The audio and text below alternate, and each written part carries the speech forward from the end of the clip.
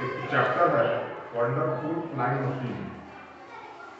Wonderful flying machine, wonderful का अर्थ क्या होता है? आश्चर्यजनक, है ना। फ्लाइंग मतलब उड़ने वाला, मशीन का मतलब उपकरण या फिर यंत्र होता है, ठीक है ना। हमने अब तक जब भी देखा तो क्या देखा है कि चिड़िया आकाश में उड़ती है। कल्पना कीजिए उस समय जब हवाई जहाज का आविष्कार नहीं हुआ, तब मनुष्यों के द्वारा यह सोचा जाना कि हम भी कभी आसमान में उड़ सकेंगे, यह अपने आप में अनूठा सोच है ना। एक लोहा उड़ सकता है क्या?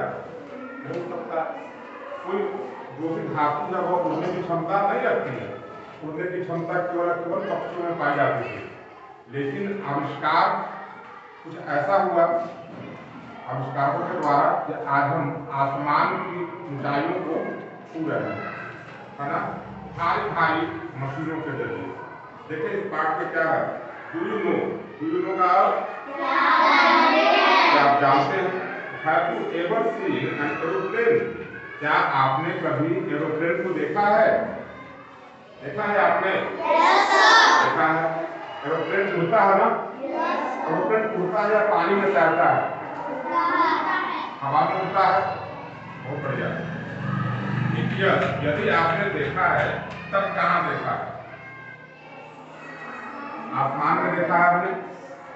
What is the name of the place where the plane takes off and lands? उस जगह का नाम बताइए जिस जगह से प्लेन उड़ता है। टेक ऑफ का मतलब होता है उड़ान भरना। टेक ऑफ का मतलब उड़ान भरना, है ना। एंड लैंड, और जहाँ अवतरण होता है उतरता है, ठीक है ना। तो जब क्या पुकारते हैं? हवाई पट्टी पुकारते हैं, है ना।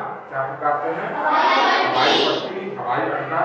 अंग्रेजी में अगर हम बात करें तो एयरपोर्ट। क्या बोलते हैं? एयरपोर्ट। Read and enjoy. अब इस पाठ को हमको पढ़ना है और आनंद लेना है। Prachi is going to Kolkata. ध्यान दीजिएगा यह जो पाठ है ना, वह प्राची और उसके पिता के बीच के बातचीत की है, ठीक है ना। लिखता है Prachi is going to Kolkata. Prachi कहाँ जा रही है? कोलकाता जा रही है। कोलकाता को ही कलकत्ता भी पुकारते हैं, ठीक है। To see the science city. और कोलकाता क्यों जा रही है? साइंस सिटी को देखने के लिए। She is very excited. Prachi बहुत ज्यादा उत्सुक है, साइंस सिटी को देख पाएंगे इस कारण ना। She is going there by an aeroplane.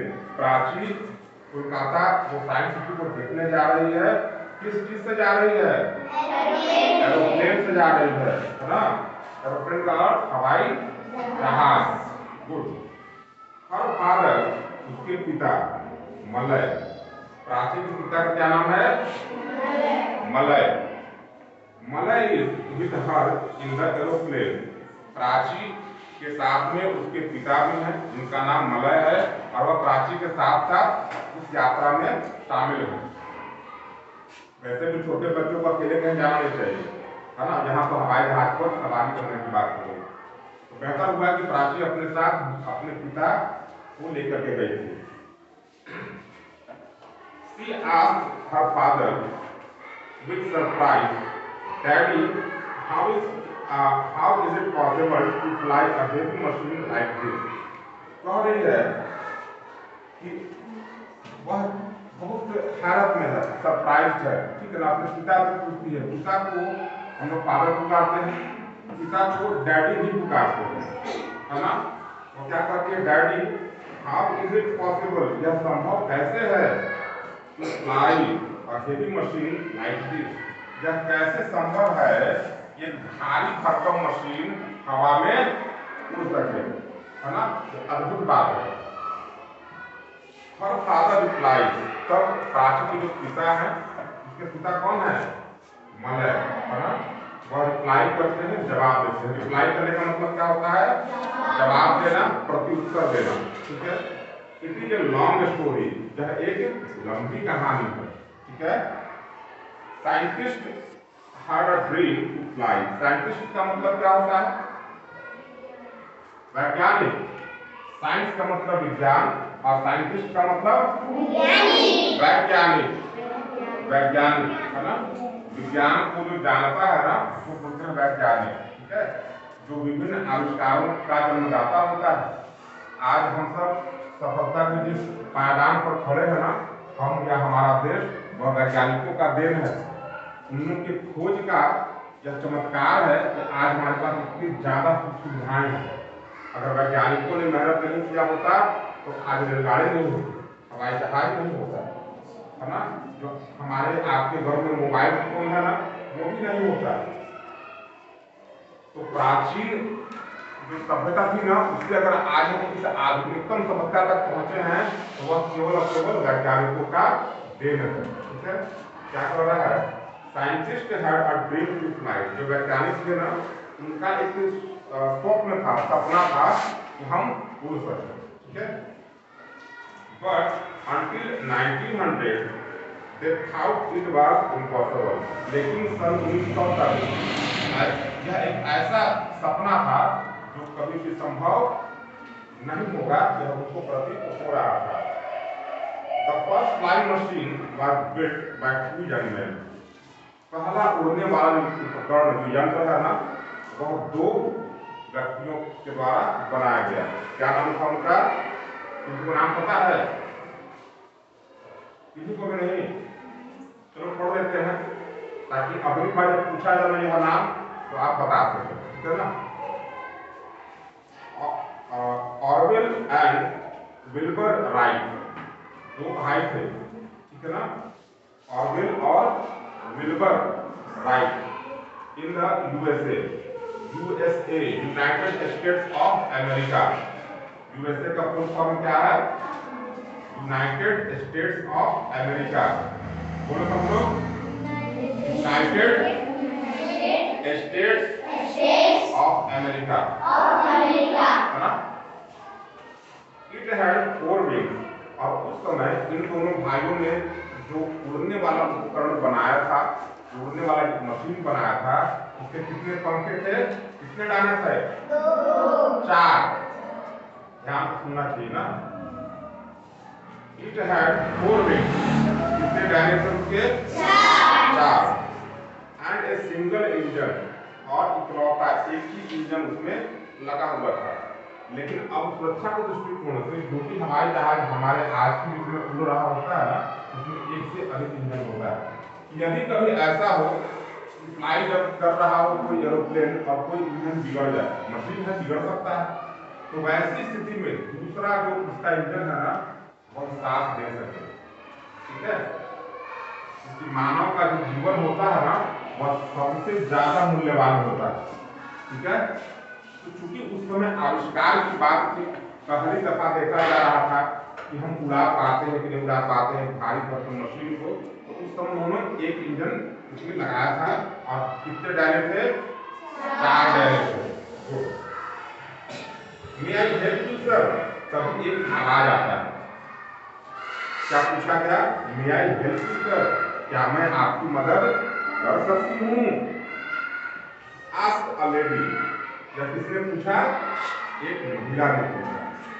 अभी प्राची और उसके पिता मलय कहाँ पर हैं? हवाई जहाज में हैं, सफर कर रहे हैं, कोलकाता के रास्ते हैं, ठीक है ना। तभी हवाई जहाज में सफर के दौरान एक महिला पूछती है कि क्या मैं आपकी सहायता कर सकती हूँ? No thank you says Malay.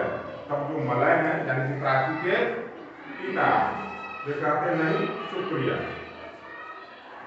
Who is that lady? Dad, तब प्राची पूछती अपने पिता से यह महिला कौन थी?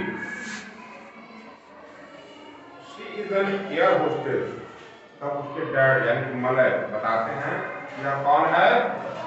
एयर होस्टेस, है ना, एयर होस्टेस।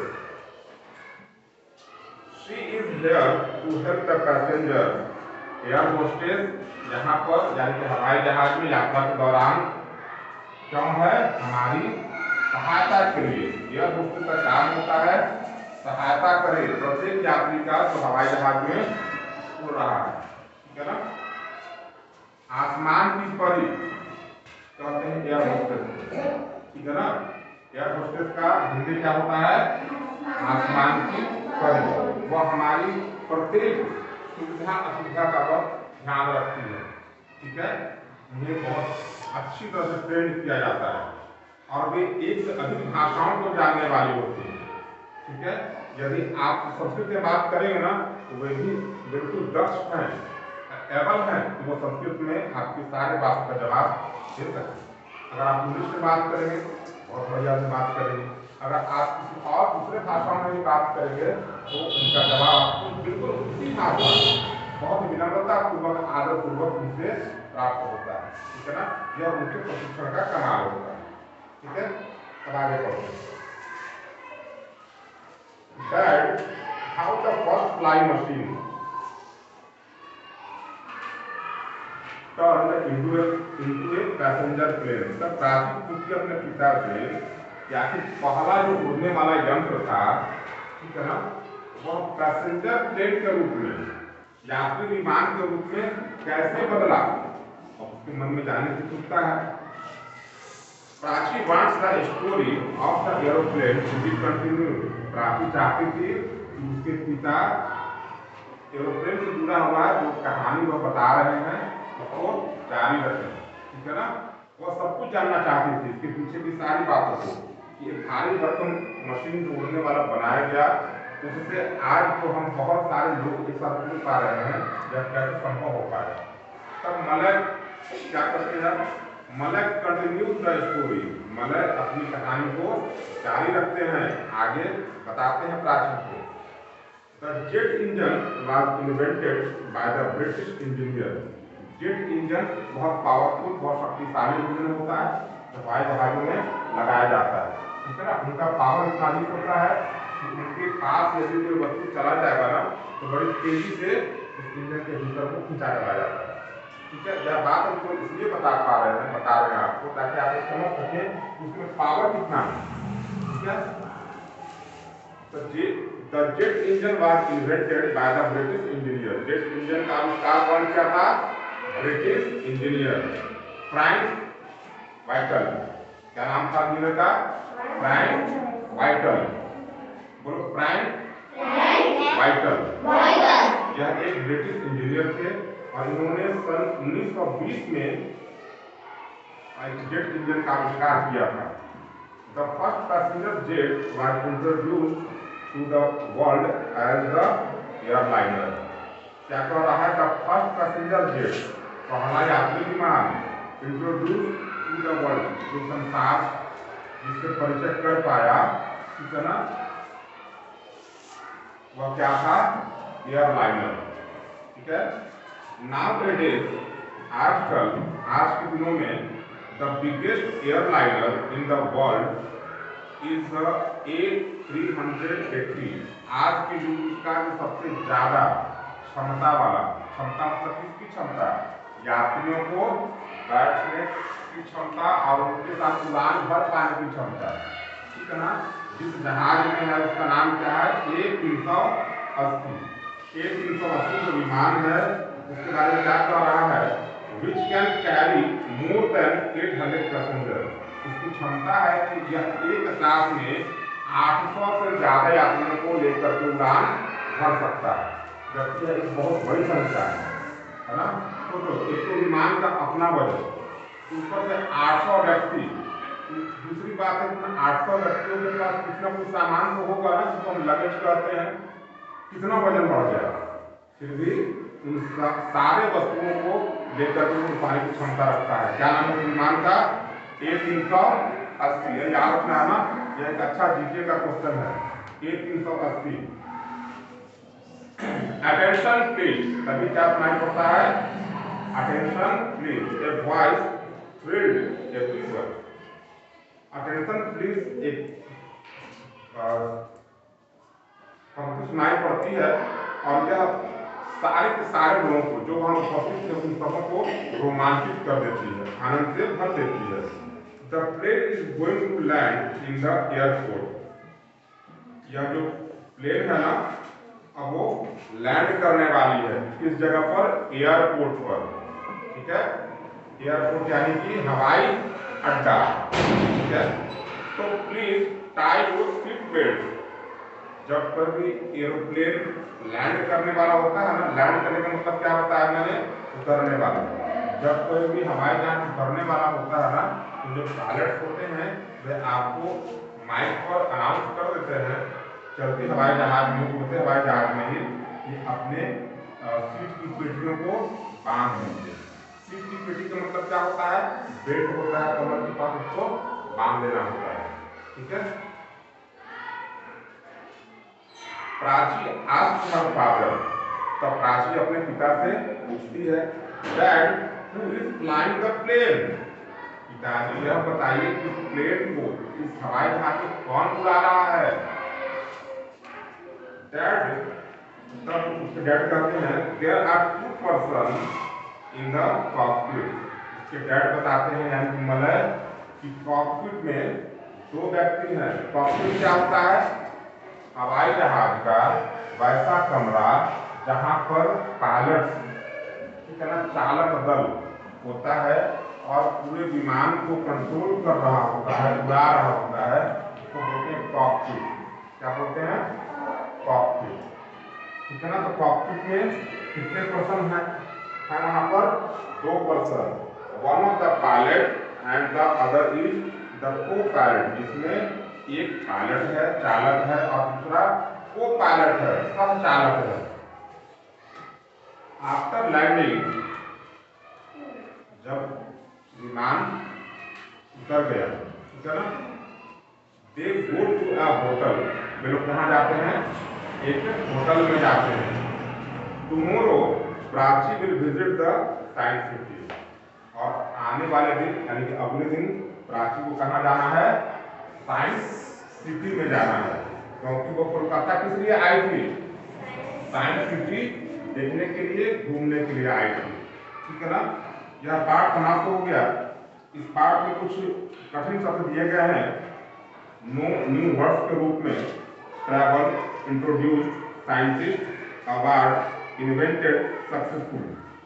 इन सारे शब्दों को आप उनसे पूछ लीजिएगा। ठीक है ना। आपकी कॉपियों पर ये सारे शब्द दिखा दिए जाएंगे, और इस पाठ को एक बार फिर से आपको घर पर पढ़ने का प्रयास करना चाहिए, ताकि आप ये समझ सकें कि आपको इस पाठ को पढ़ने में किन किन शब्दों में कठिनाइयों का सामना करना पड़ रहा है, और वैसा कोई भी शब्द इसको पढ़ने में आपको कठिनाई महसूस हो रही है, उन सारे शब्दों को आप बिल्कुल ईमानदारी पूर्वक एक कॉपी पर लिखेंगे।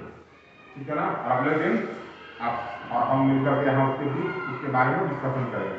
ठीक है। Thank you.